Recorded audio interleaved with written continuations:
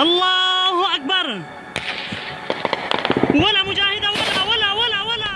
দীর্ঘদিনের সীমান্ত উত্তেজনা কি এবার পূর্ণাঙ্গ যুদ্ধে রূপ নিতে যাচ্ছে? কাবুল ও কান্দাহারে বোমা হামলা, প্রকাশ্য যুদ্ধ ঘোষণার দুই পক্ষের পরস্পর বিরোধী দাবি পাল্টা দাবির মধ্যে প্রশ্ন উঠছে, দক্ষিণ এশিয়ায় কি আরেকটি বড় অস্থিরতার সূচনা হলো? আফগানিস্তানের রাজধানী কাবুল এবং দক্ষিণাঞ্চলের গুরুত্বপূর্ণ শহর কান্দাহারে হামলা চালিয়েছে পাকিস্তান। আন্তর্জাতিক সংবাদ মাধ্যম আল জাজিরা ও বিবিসির খবরে জানানো হয়, পাকিস্তানের প্রতিরক্ষা মন্ত্রী খাজা মোহাম্মদ আসিফ সামাজিক মাধ্যম এক্সে আফগানিস্তানের বিরুদ্ধে প্রকাশ্য যুদ্ধ ঘোষণার কথা জানান। তিনি দাবি করেন, কূটনৈতিক প্রচেষ্টা ব্যর্থ হওয়ায় এই পদক্ষেপ নেওয়া হয়েছে। পাকিস্তানের প্রধানমন্ত্রীর মুখপাত্র মোশাররফ জায়দি জানান, পাকিস্তানি বাহিনীর অভিযানে এ পর্যন্ত ১৩৩ জন আফগান তালেবান নিহত এবং ২০০ জনের বেশি আহত হয়েছেন। তবে এ তথ্য স্বাধীনভাবে যাচাই করতে পারেনি বিবিসি। পাশাপাশি ২৭টি সামরিক পোস্ট ধ্বংস ও ৯টি দখলের দাবি করেছে ইসলামাবাদ।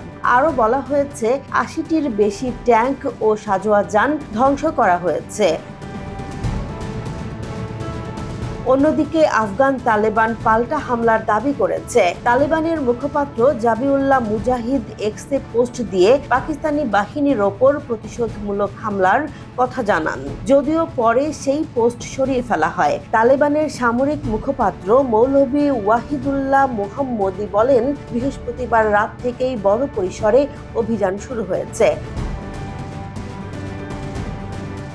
এই সংঘাতের বিস্তার ঘটেছে সীমান্তবর্তী পাকতিকা অঞ্চলেও। দুই দেশের মধ্যে প্রায় ২৬০০ কিলোমিটার দীর্ঘ পার্বত্য সীমান্ত দীর্ঘদিন ধরেই উত্তেজনার কেন্দ্রবিন্দু। উভয় পক্ষই একে অপরের বিরুদ্ধে আগে হামলা চালানোর অভিযোগ তুলছে।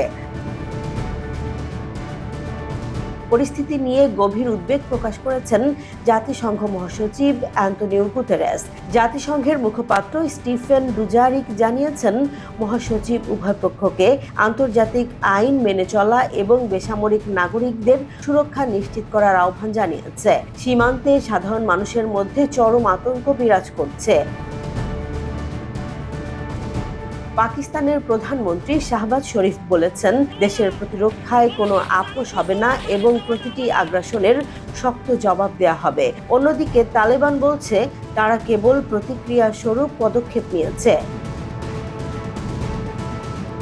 বিশ্লেষকরা বলছেন, এই উত্তেজনা যদি দ্রুত নিয়ন্ত্রণে না আনা যায়, তাহলে তা সীমান্ত সংঘর্ষের গণ্ডি ছাড়িয়ে বৃহত্তর আঞ্চলিক অস্থিরতায় রূপ নিতে পারে। বিশেষ করে পার্বত্য সীমান্ত অঞ্চলে দীর্ঘদিনের অবিশ্বাস্য নিরাপত্তা সংকট পরিস্থিতিকে আরও জটিল করে তুলেছে।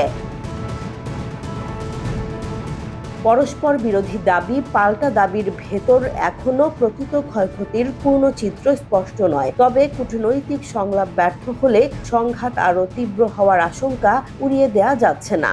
আন্তর্জাতিক মহলের আহ্বান, সংযম ও সংলাপ এখন কতটা কার্যকর হয় সেটিই দেখার বিষয়।